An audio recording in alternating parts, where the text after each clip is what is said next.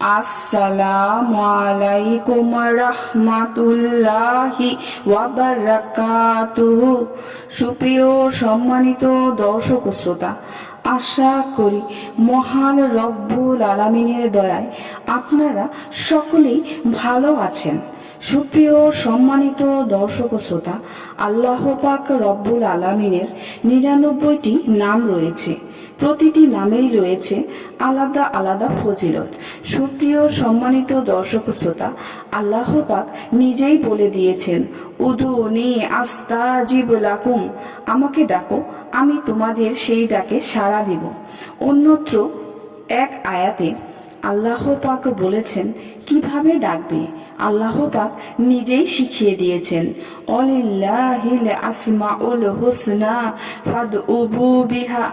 আল্লাহর সুন্দর সুন্দর নাম রয়েছে, তোমরা সেই নামসমূহে ডাকো। সূরা আরাফ ১৮০ নম্বর আয়াত। সুপ্রিয় দর্শক ও শ্রোতা, রাসূলুল্লাহ সাল্লাল্লাহু আলাইহি ওয়াসাল্লাম আমাদেরকে বলেই দিয়েছেন আল্লাহর নামে ডাকার জন্য। যারা আল্লাহকে ডাকেন তাদের নামে ডাকলে আল্লাহ ইনশাআল্লাহ এর উসিলায় মনের আশা পূরণ করে দিবেন। সুপ্রিয় সম্মানিত দর্শক ও শ্রোতা, আজকে ইয়া গাফফারু এই নামটি আলোচনা করব। আর ইয়া গাফফারুর অর্থ হলো হে অপরাধ ক্ষমাকারী। ইয়া গাফফারুর প্রথম যে আমলটি রয়েছে, সুপ্রিয় সম্মানিত দর্শক ও শ্রোতা, সেটা না বললেই নয়।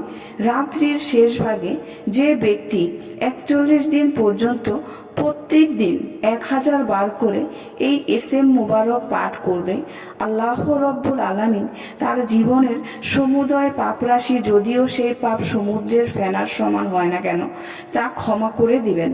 সুবহান আল্লাহ।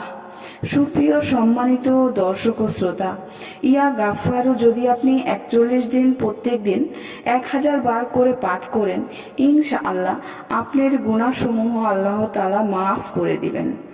সুপ্রিয় সম্মানিত দর্শক ও শ্রোতা, আসুন ইয়া গাফফারুর দ্বিতীয় যে আমলটি, সে আমলটি জেনে নেই। ইয়া গাফফারু যদি আপনি কোনো ব্যক্তি অজু করে জুমার দিন মসজিদে যাবার সময় অর্থাৎ মসজিদে ঢোকার আগে ১০০ বার পাঠ করে, তাহলে তার যে কোনো আবদ্ধ কাজ, তার যত কঠিনই হোক না কেন, সমাধান হয়ে যাবে। সুবহান আল্লাহ। সুপ্রিয় সম্মানিত দর্শক ও শ্রোতা, আশা করি ভিডিওটি ভালো লেগেছে। ভিডিওটি যদি ভালো লেগে থাকে অবশ্যই চ্যানেলটি সাবস্ক্রাইব করবেন, লাইক করবেন, কমেন্ট করবেন এবং বেশি বেশি শেয়ার করে দিবেন।